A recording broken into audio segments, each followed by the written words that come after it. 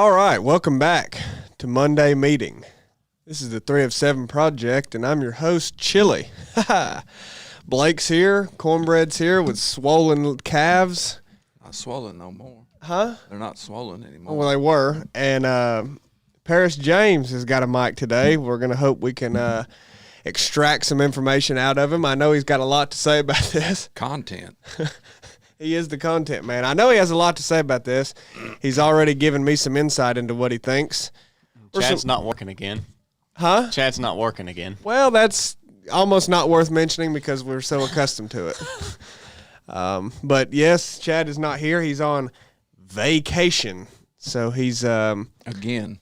So I've got to step in and host, but that's just what I do. I mean, Squad Zero, me and Chad, I'm half of Squad Zero, so half of zero is I'm not really sure. I think that's still zero, but anyway, I'll pick up the mantle where I have to, That's just what I'm used to. He didn't even submit his leave chit. No, he didn't. No, he didn't. Have you ever got one from him? No. A leave chit? Because when he's out, he's supposed to report to you. Yeah. When who is? Chad? Chad. Yeah. Oh, no, I ain't heard nothing from him. Maybe he quit. He's AWOL. Yeah. Maybe he quit. He may have quit. Yeah. He is AWOL. Well, without if leave. Chad ever does quit, it will be just like this. Yeah. Yeah. We won't know. I agree. He won't have told us. Literally, all he does is take vacations anymore. He knows we do podcasts Monday and Wednesday. He can take his vacation on a different time. That's what I thought too, but it is what it is. He's been avoiding this message for some reason. He has he not? He has. We've been trying to get to this for like 3 weeks. That's a good point. That's a good point. We got through the first half of Matthew 27, and he has either dipped out, diverted the conversation, or just refused to talk about it. There's something with RC, I think. Man. Yeah, I did. I heard that Martin Luther did not like this passage. He did not. Wow. He had views about it, and he said, if you don't agree with me, you're an idiot. I'm glad we're here and we're able to get to it today because this is the biggest. That is the biggest. That's what I was thinking about is the not that we shouldn't have reverence when we talk about this and study it every time, whether it's Matthew 1, 13, or 27, or whatever the subject is. It's all. But this is the pinnacle here. Yeah. I mean, you are literally talking about the event that God himself sacrificed his son, himself in flesh, to provide a way for salvation to you, to reconcile you. I mean, it all leads to this, but this is it. I mean, this is pages right. All of this, goes to this. Yeah, all this, about this. That's right. I mean, that's a big deal, you know. So it's serious, and it's once again, I want to keep reiterating that it's all serious and all should be spoken about with reverence. But this is it. So it also is very interesting, starting in verse 45, where we'll pick up. I have a lot of questions. I mean, it is the most significant event in human history, and there is some things that are like, well, what is that about? And what was that like? And why did Matthew say this? And I think there's a lot of opportunity here to cross-reference with the other Gospels, which we'll do a little bit later. But, I mean, starting right off the bat, the 6th hour until the 9th hour, there was darkness over all the land. What's that about? I think from past study, and I think that would be at 3 o'clock their time at that time, 3 o'clock. Yeah. I think. Yeah, it wasn't night. Right. And it was just darkness. Dark. and at the time of the Passover, the moon would be on the other side of the sun, so an eclipse would be impossible. See what I'm saying? So why were people not like, whoa?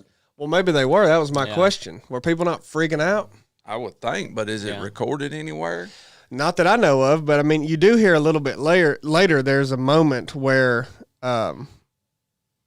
some guarding Jesus, you know, say this surely this was the Son of God. Yeah. I mean, I feel like that must have been happening amongst basically everybody there at different points. We're thinking, what have we just done? Like, I'm sure there was some people right when the darkness came, they said, huh. Yeah. And maybe others didn't. Maybe they thought, that could be it's a coincidence, you know, and then something else happened and they were like, okay. I think slowly pretty much everyone there was probably realizing this is something here. Right. Something else is going on. This is different. I'm not really sure who we just crucified. And I thought too, was it dark just there, you know, across that land, or was it dark everywhere, you know? It says all the land. My version says at noon, darkness fell across the whole land until 3 o'clock. Until 3 o'clock, okay. And then it says at about 3 o'clock, Jesus called out. Okay. Yeah. So, wow. But it says over the whole land. I don't know how far that land stretched, but yeah. Yeah, I mean,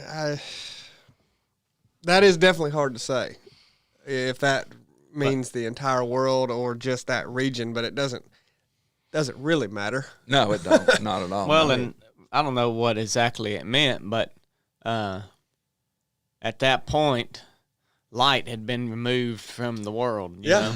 Yeah. Spiritually, and then literally, physically, we see that. So I think it's definitely both. I'm sure there was a big spiritual darkness in that time of the way that people, of what they experienced then too. Yeah. And at that 9th hour, Jesus cries out, my God, why have you forsaken me?" And it's just I guess it's just an interesting thing to look at Jesus in that moment. And you know, we always talk about the humanness of Jesus, and then, you know, obviously his nature being God himself, you know, it just how I don't know, wild,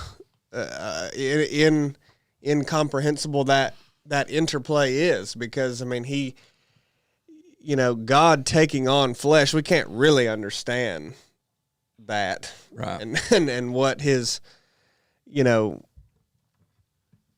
it's just always so interesting to me how he was human and he felt human things, yet he maintained his divine nature. Right. You know what I mean? It's hard to understand how he maintained both.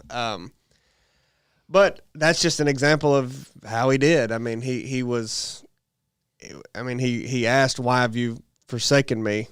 to the Lord, who he was calling out to, and what follows is interesting to me. This man is calling for Elijah, some said. Immediately, one of them ran and took a sponge, filled it with sour wine, and put it on a reed, and offered it to him to drink. The rest said, "Leave him alone. Let us see if Elijah will come to save him." Then Jesus cried out again with a loud voice and yielded up his spirit.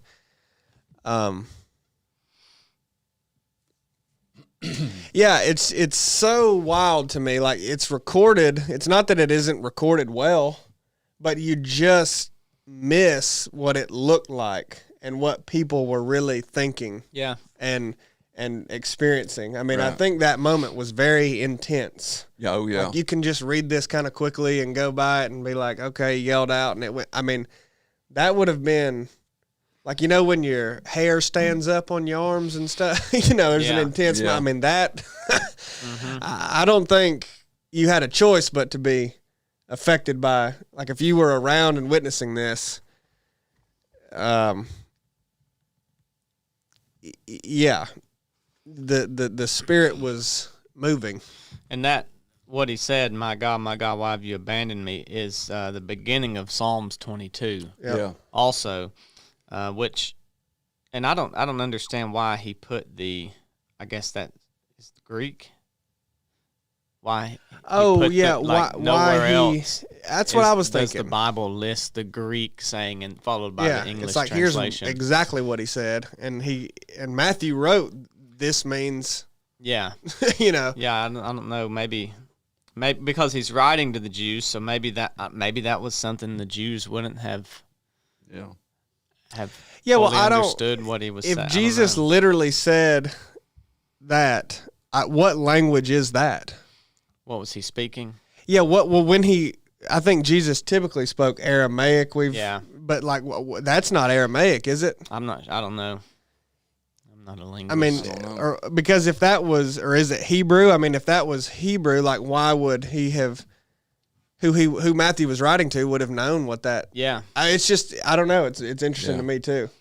And that Psalms 22 is basically the prophecy of all of this happening.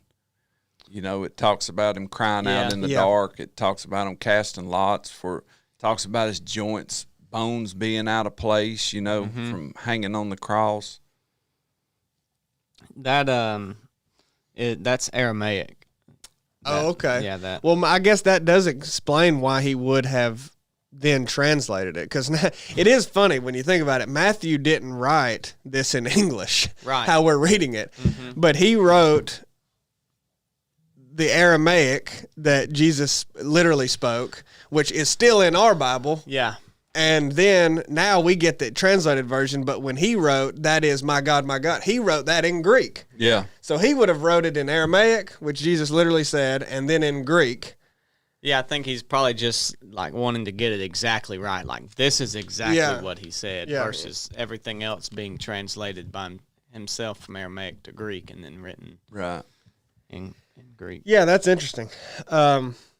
Very, because I don't, like you said, I don't know of another place where it's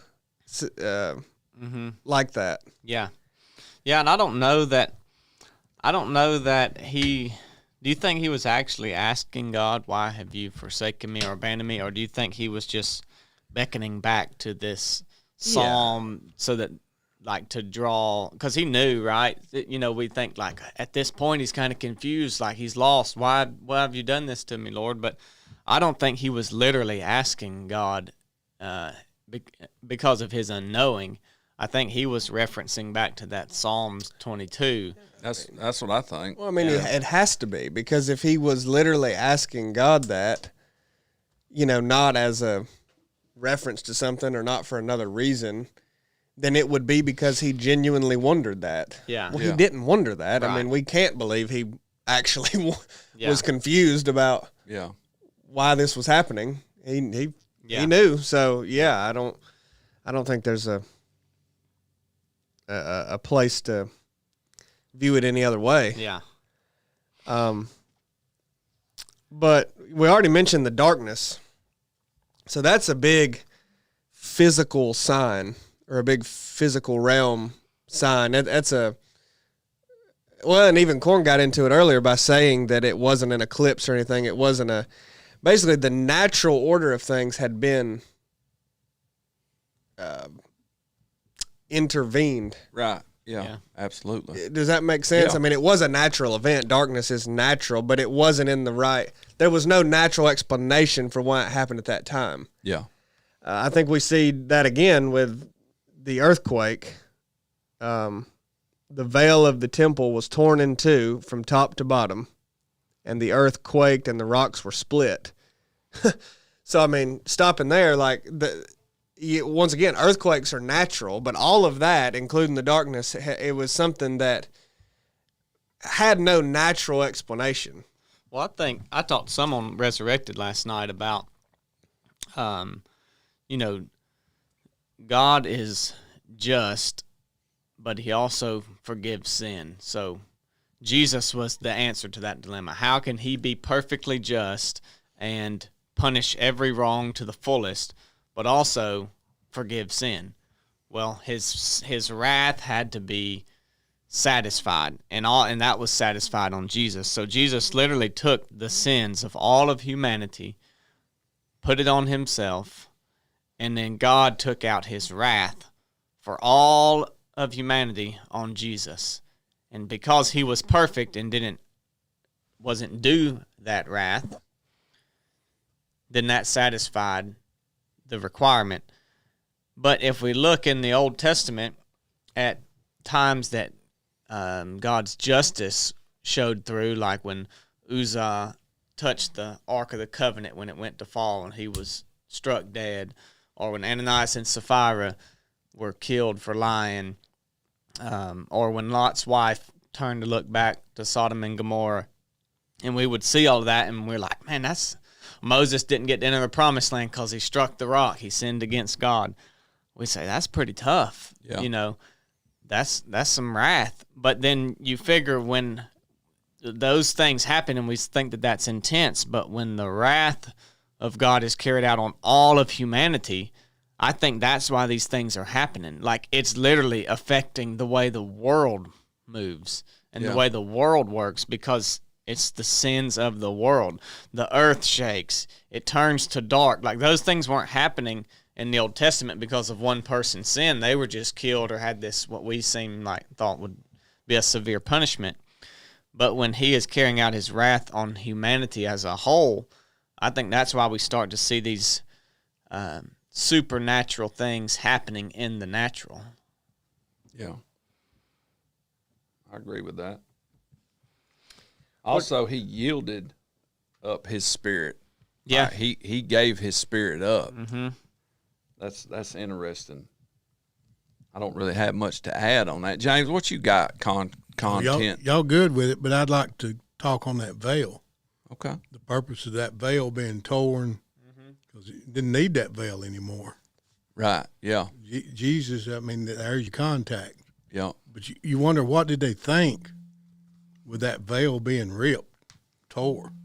Yeah, because the veil in this time would have served as only the people who were they would cover themselves in this sacrificial blood and follow these steps, and they were declared clean, and they could go behind the veil to be in the presence of God. Yeah. And they do that, once a year? Once a year, I think. Was Yeah. it not one time a year? I'm not sure how often it was. I think it was twice a year, but only I may be wrong on this, but once a year they could actually go through into the presence of God. But the lay people, I mean, just Not just anybody. nobody, could do just that. Right. right. That's priest. just the Yeah. There was the intermediary. It was like Moses going to Mount Sinai to meet with God, and everyone else waited at the base of the mountain. Right. This one person could go through there, and I've even heard said that they would tie a bell around the foot of the priest in case he fell over dead. They'd tie a rope around his ankle. If they quit hearing the bell jingle, nobody could go in and get him, so they would have to be able to pull it, or else they would die. And so the veil being torn represents that now we can go to God, and we don't have to do all of these sacrificial rituals, or maybe ritual's not the right word, but these sacrificial practices in order to present ourselves clean to God, because Jesus' blood is the sacrificial blood that covers us. So now we can go to God in prayer through Jesus' blood and name. So yeah, I mean, that I think that's the significance of the veil being torn. But isn't that crazy that like this happened, and then however far the temple was away from where this was happening, the veil is torn? Right, yeah. I mean, there was a physical veil in the temple, but like Blake's saying, there's also the, Spiritual. yeah, symbolic veil that was over everything. And like, That thing was like that thing was once like it- 18 inches thick, that veil. I've done some reading, like some people said it might have been 12 foot thick. And, I mean, it was just Yeah, like, I've heard seriously. 6 and 6 foot thick, 12 foot thick. At any rate, we know it's not like a sheet. Right. Yeah, it wasn't like tearing You a couldn't sheet. see through it for sure. But what did these priests and all, I mean, what in the world did they think was going on when all that junk was, I mean, how did that not affect them? You don't ever hear of anything like, wow, they believed, because look at all this stuff that happened in the temple. Yeah, as I read through it, I'm like, why didn't everybody just say, yeah? Like, I'm sure a lot of them did. Like, I think so too. I mean, I'm talking about everybody. Yeah. Like, why didn't they wasn't just like, this is definitely the Son of God. Like, look at what, it's dark when it ain't supposed to.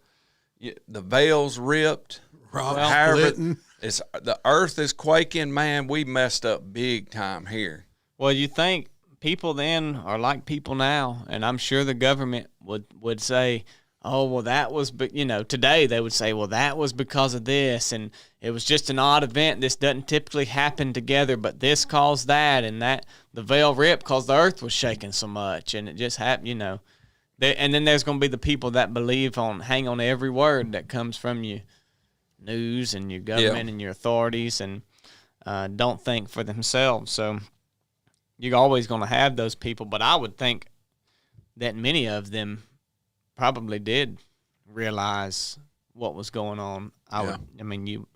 Common sense would tell you some of them did. Right. Well, there's a lot of those physical signs and natural events that were supernaturally caused, like the ripping of the veil and everything else. But the strangest one to me, and the one that opens up the most questions, and I think will take about 30 minutes to talk about, is the graves were opened, and many bodies of the saints who had fallen asleep were raised. And coming out of the graves after his resurrection, they went into the holy city and appeared to many. So, do you notice what's odd in that? Obviously, it's crazy that graves were opened and saints were resurrected. But the phrase that gets me, and coming out of the graves after his resurrection. Yeah. Yeah. He put it in there a little early. I mean, that's very interesting. Right here, we're talking about the moment that Jesus dies. He's not even buried yet. And we have a reference to after his resurrection. Yeah. That's very, very interesting to me. I can't explain why it would have been written that way in that order, but the question is open to me. I'm not going to act like, for one, I'm not going to act like this ain't nuts. The graves were opened upon Jesus, presumably upon Jesus' death. Is that when you think the graves were opened? I think this is thinking, me thinking. I just think he got ahead of himself. That's where he inserted that. Really? I mean, who knows?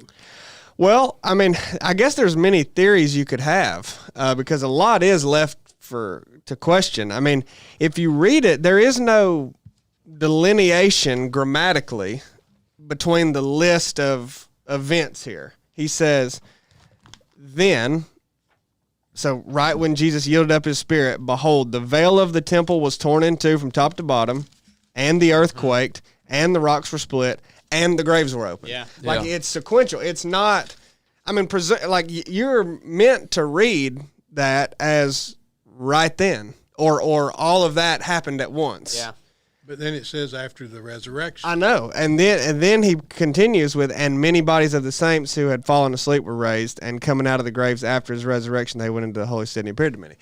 But that first sequence of events, that first order, that first list, I mean, it's all together. There's no grammatical change that would indicate, well, the veil of the temple, the earthquake, the rock splitting, that was right then, and now I'm talking about later when the graves were open. Yeah. Well, you would think immediately when he died, that's the first place he went.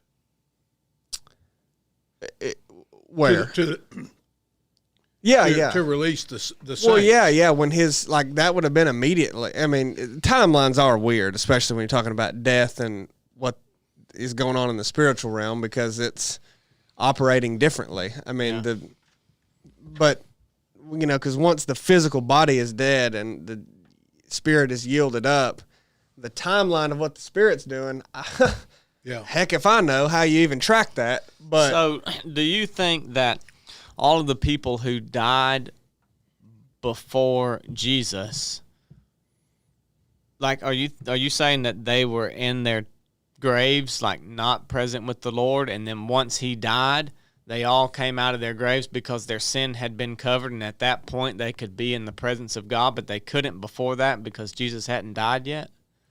Absolutely. What about when they saw, who did they see? One of the prophets with, I don't know, I'd have to look. They see one of the prophets, Elijah or something. Oh, yeah. I mean, he was... Elijah and Abraham was presumably, together. they went to be with the Lord. Like they didn't even He die. didn't die. So Yeah. Elijah. Yeah. Yeah. Yeah. And what about Abe? Is he the only one that is referenced as That I being know seen of. with? Yeah, the only Seen one in would this- be Moses and Elijah. And neither one of them, there's no really a record of Moses dying. Yeah. There's never been a grave found. So I mean, all I know is like Elijah. I mean, you would say he didn't die. Yeah. So that's how do you explain that, or how do you say Yeah. you couldn't be with the president, or Yeah. I mean that. I mean, all their sacrifices and all that they did was just to where they could. That was for their earthly bodies and their relationship with God on earth. They couldn't. That didn't atone for their sins. There was no way for them without Jesus. That there's no way that they could have went to heaven. So you think they were in like purgatory? I wouldn't call it purgatory, but I think that what studying I've done, there's like different levels of hell. Yeah. Well, that's what purgatory is. Yeah, it's kind of that middle ground That's of what I mean, there's really nothing else you could call that. but- right. Call it I don't know. I mean, there's a lot to be asked there because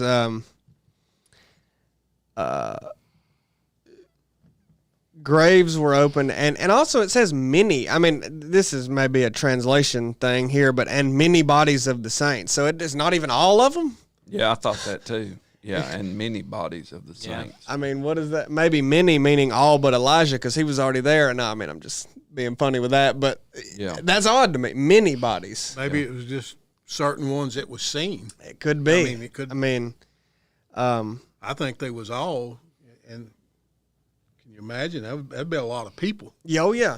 Oh, it was a lot for sure. But there again, that was just proof of really what Jesus was. That man, look at these here they come out of the graves. Yeah, you see that timeline jump. The graves were open, and many bodies of the saints who had fallen asleep were raised, and coming out of the graves after his resurrection. So there's one theory, if you will, to read this as saying that the graves were opened right then. I mean, like it says. Right. But basically, they didn't come out of the grave until after his resurrection. Yeah. Yeah. And some people view that. I've read what Martin Luther had to say about that, and he views it as very significant. If I understood, like I look back, going way back to Ignatius and all throughout the years. So that's 1,000 years before Martin Luther.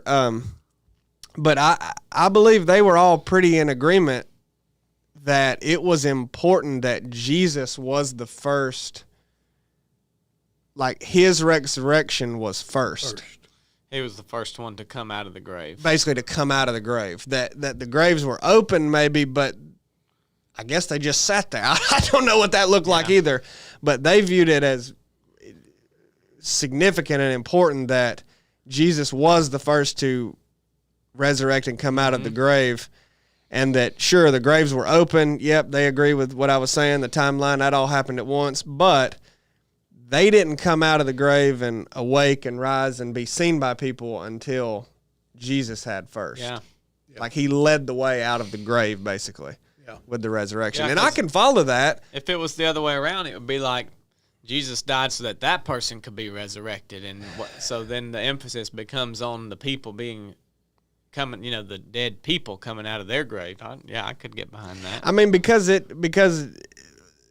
if you go with that, the graves were opened doesn't indicate anybody even came to life yet, it just says the graves were open. Doors been popped off. Them. Whatever that means, like the graves were okay. So the graves are open now, but nobody's like that's what I'm saying. Like were they just sitting there like a zombie? I mean, no, I don't think so. I think the graves were open, but they were still dead, and many bodies of the saints who had fallen asleep were raised when. Maybe that's when he was. Maybe that's when he was ministering to them. I don't know. I mean, there's Because definitely. then he comes back. He says that. He says they left the cemetery after the resurrection, Yep. went to the holy city of Jerusalem, and appeared to many people. So he's finishing his point. He's like, Right. Jesus died, all of these things happened, and even after his resurrection, these people came alive. And Yeah, then he like- says, then he comes back to the earthquake and talks about the Roman officer and the other soldiers at the crucifixion. So I think he's making his point. Hey, Jesus died on the cross. All these things happened right about that time. And remember, I told you the doors come off the tomb. Well, those people even got up and walked after he resurrected. And then he comes back. I think it's the writing style. Then he comes back and says, now the officer's back at the cross during the earthquake. Yeah. It's just so funny though that like the resurrection, I mean, it's all one event, but Jesus' resurrection is more significant than his death in some ways. It's in a, you know. Well, he could have died and not resurrected, and he would have been another really good rabbi. Exactly. So the first mention of the resurrection is basically just in passing. Yeah. It's like, well, and after many bodies of the saints who had fallen asleep were raised and coming out of the graves after Jesus' resurrection, they went. It's like, well, whoa, that's you hadn't even told me about that yet. Yeah. Well, that's what I wondered. Why was it put in? It's. That, I mean, It that's is why funny. I assumed that. Well, maybe he jumped ahead of himself, or was It is just it's funny like, that it's mentioned in passing. I'm not a grammar expert. What do you call that thing right there? A semicolon? Yeah. What happens when a semicolon goes down? I mean, it's that in English that would be a break there. That's what I was saying. And the reason I bring that up is because, like you were saying a while ago, that the graves open when the earthquake happened. Is on this side of the. On this side. Yeah. Yep. So I believe you was right about that. And then he was like, well, I got to tell what was up with the graves. Yeah. You know what I mean? Yeah. So I think maybe he was just finishing, hey, this is why the graves were open. Mm-hmm. Yeah. But it's all got to do with that veil being torn too. I mean, For sure. I always go back to that. Right.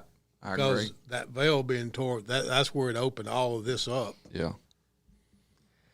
So then we get the first moment that we see of a recording of someone, and it was the guards acknowledging truly this was the Son of God. So that's a significant moment and definitely gives insight. I don't think we get the full insight. Like I said, I imagine that was happening a lot, but it is at least recorded there of, well, okay, the guards were like, this is God. This is the Son of God, and we have just crucified him. And we also get the first mention of these significant women, Mary Magdalene and the other Mary, mother of James. And they're just kind of mentioned there. They come into play later, but they were just Matthew just recorded them as looking on from afar. That's interesting to me. I mean, they come into play later, so I do get that, but they're just recorded there as looking on. Do you have anything on that, Paris James? I mean, it's all just interesting, the choices that were made in writing this to me. But then we come into Jesus' burial, which is prophecy is littered all over the Gospels, but that's a significant one. You know, in Isaiah, he would be buried with the rich, and he sure was. Joseph of Arimathea gave him his tomb.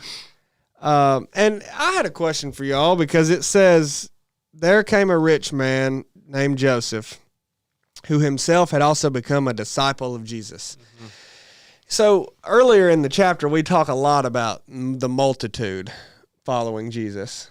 And I don't think any of us would say that multitude were all his disciples. I mean, I wouldn't say that. I would say there was some there to scoff at him, some to you know. I certainly think that some of them were disciples that weren't part of the 12. I think Jesus had many disciples. But he chose the 12. Yeah, that's what I was getting to is the significance of the 12 later to be called apostles. As a delineation amongst the disciples. We don't really. I think a lot of people, just in the world, they're familiar with. They're like, well, Jesus had 12 disciples. Well, like Blake said, I think he had, heck, I don't even know if hundreds hold it. I don't know how many. But we're disciples. I mean, even during his life, I think it was a lot. Well, in chapter 10, it says, Jesus called his 12 disciples together and gave them authority to cast out evil spirits and heal every kind of disease and illness. And then it says, here are the names of the 12 apostles.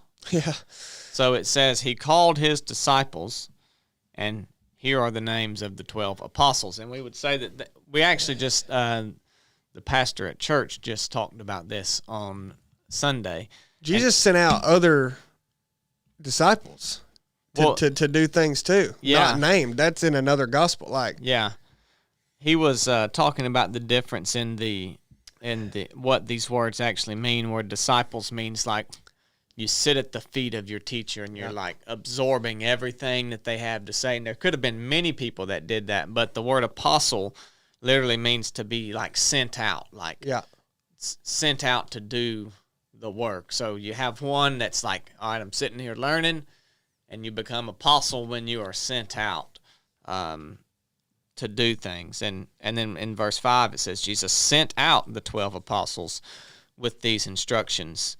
And so I think that's the delineation between those two terms. And I don't know why we got there, but yeah, well, because Joseph of Arimathea being a disciple of Jesus. You've never heard of him. He's not a 12 apostle, but he is a disciple. I mean, I think that is further evidence that there was a lot of disciples. And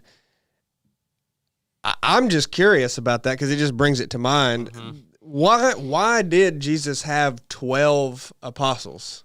If he had hundreds of disciples, or I shouldn't say that because I don't know how many, but a lot, clearly more than the 12, what was the significance of him naming and choosing to be set apart from that group of disciples, 12? You know, why 12? Why was it the 12 that it was? Those are all questions. Do you think that there's symbolism with the 12 tribes of Israel is why he picked 12 to be set apart? That makes sense. I mean, that's kind of what I started thinking, that there must be significance too. Because, I mean, I guess you could say it's a coincidence, but that also feels odd to say. Yeah, it does. That, like, he just randomly picked, there was no reason for 12. It was just who it happened to be. I mean, that could be. Well, we also see, the verse, many are called, but few are chosen. Yeah. When he's sitting on, when he's doing the Sermon on the Mount, and there's many disciples there. Many are called, right? He's casting this out to many, but he only chose a few of those many, not for salvation, but for a specific purpose. Yeah. Right. That's not to say, also think that's where we get a bit confused with this predestination talk and think it's all based around salvation. And I mean, many were called, but he just chose the 12. Not saying that just the 12 are going to get to dwell with him in heaven, but just the 12 had that specific purpose. They were chosen for that purpose. Right. Not for salvation. And I think we kind of see that here in the differentiation between disciple and apostle. There are many disciples, but he just chose 12 apostles for a specific purpose, to follow him and then to start his early church. Yeah. Yeah, that's wild though. Just that a disciple that you haven't heard from yet comes out of the woodwork, who's a rich man, fulfills prophecy and says he can have my tomb. Yeah, there it was. And well, and wouldn't you think that he would have been pretty close to Jesus? Oh yeah, I mean, if he had to. I mean, yeah, you would think if he did that. Yeah. I mean, he gave him. I don't really know the significance of what he did. But that's, you wouldn't think a rich man would. I mean, he gave his. He had to find another one. Yeah, it wouldn't. And that wasn't no simple thing. Like, right. If you've done carved out of a rock, where you're going to be laid, that took some serious work. Oh yeah, absolutely. To carve out something out of a solid rock.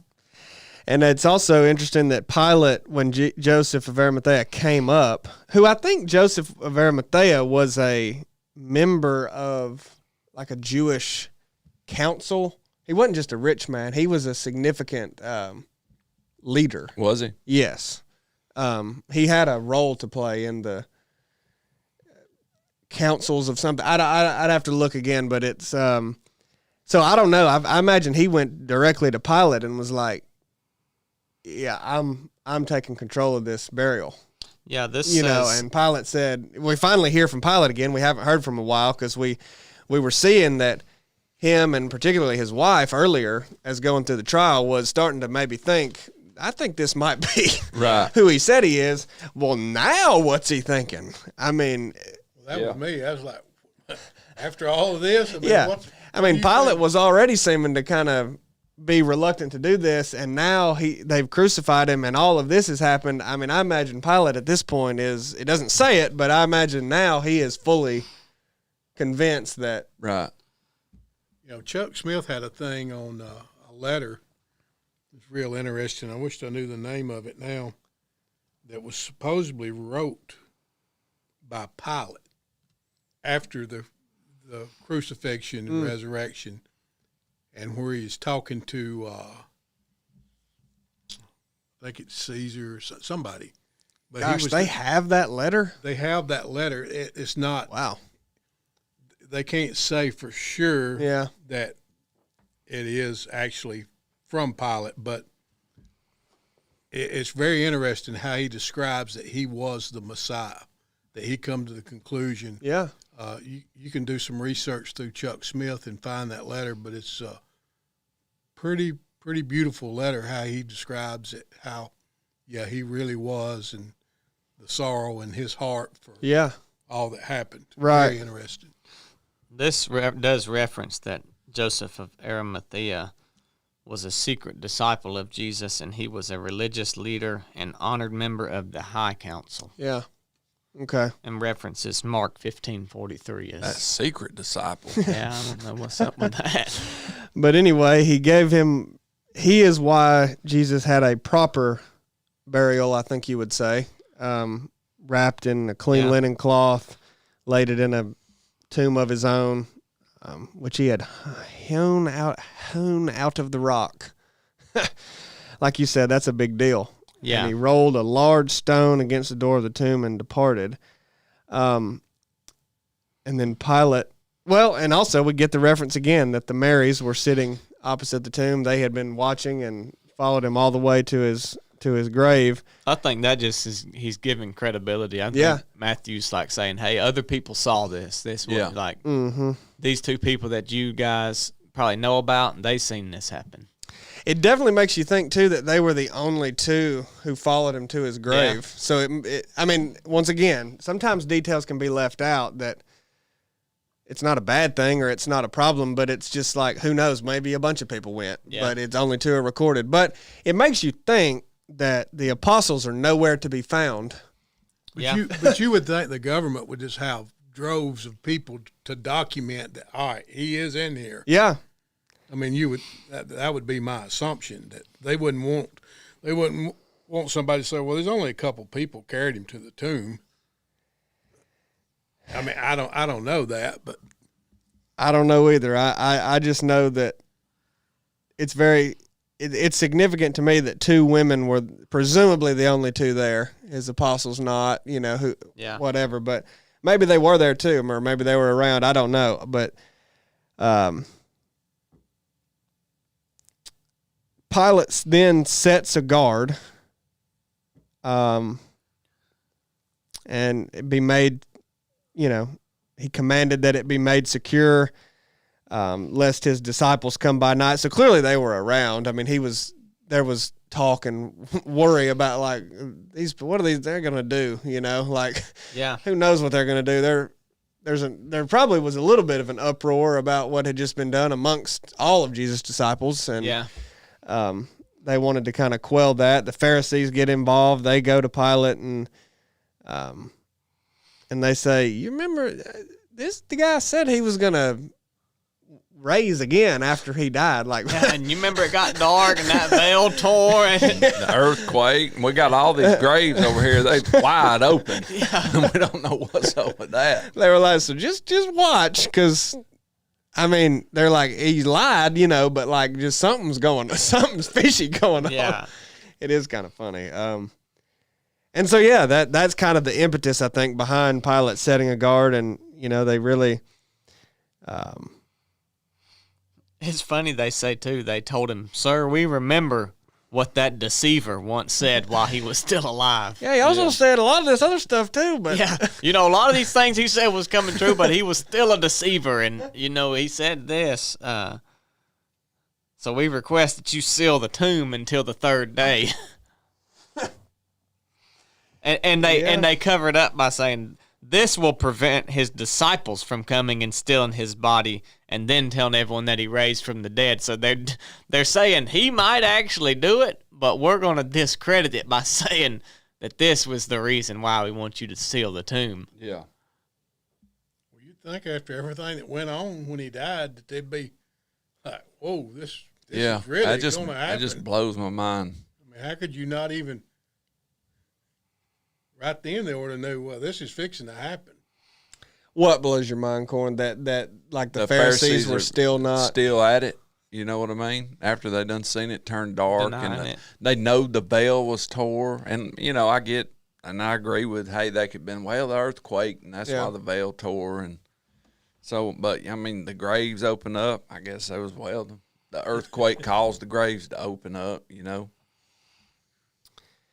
Yeah.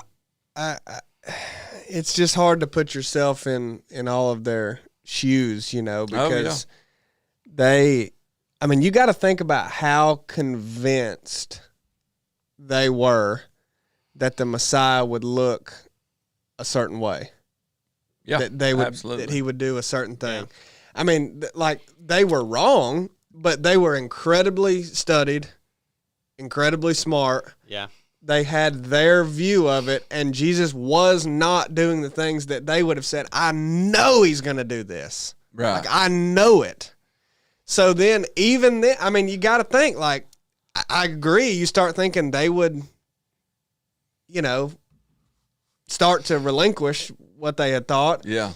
But they're so convinced and have good arguments for why they think this and can reference scripture and know it like the back of their hand. And they're like, I know he's not doing this. Like, we were supposed to see this and Jesus didn't do it. We're supposed to see this and Jesus did it. Now he's dead. Like, I just have to believe that their own pride and you know, their legitimate knowledge of what was supposed to come, they were wrong, but you can be really convinced of something and be wrong. And I get, like, the state that they were in. Yeah. You know what I mean? Like, it wasn't that they were just scoffers, really, of Jesus than just, I mean, they were, but they had reason that they could back up why you ain't it, dude. Yeah. Like, you are not, I mean, they were wrong, once again. Yeah. I can't reiterate that, but they could have argued well their point. Yeah. You know, so they were just like, it can't be. And it was warping their whole mind, you know, it was their whole life and idea was just crumbling. And I think even to this point, they're like, you know, it couldn't have been him. So if he raises again, like, they faked it because it could not have been.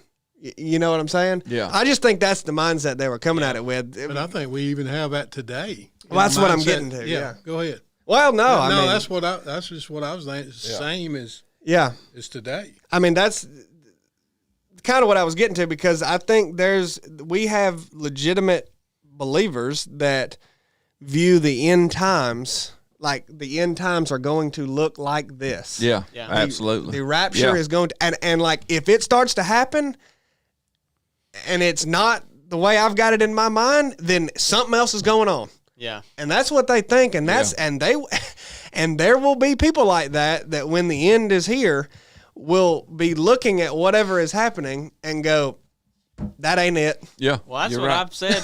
I've said that the past few times, that I'm always cautious to things that go on to say that is not fulfillment of some prophecy that is to come. You better because cling loosely too. It's not how I pictured it happening, because we see that happened with quite a lot of people at the last big deal.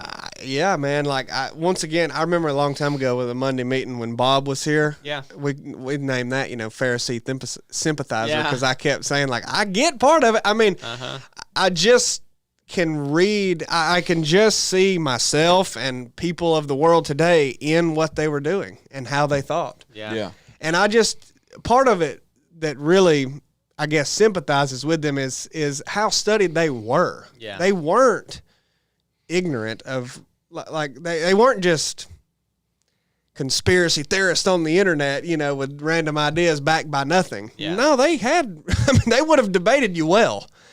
And the generation it happens to is going to be come on, man. All these, I'm in the generation that he's here. Like, come on. Exactly. Yeah. How many years had it been since, And they've been talking about that? But man, that's just so relevant to me with how much we look to the second coming and to the end times and to the rapture and to the tribulation that's going to be rough. So much other scripture. I mean, not just the end times, but so many other. I mean, that's why you have divisions of different churches and everything else, is because, well, this is how it is, and anything else is y'all crazy.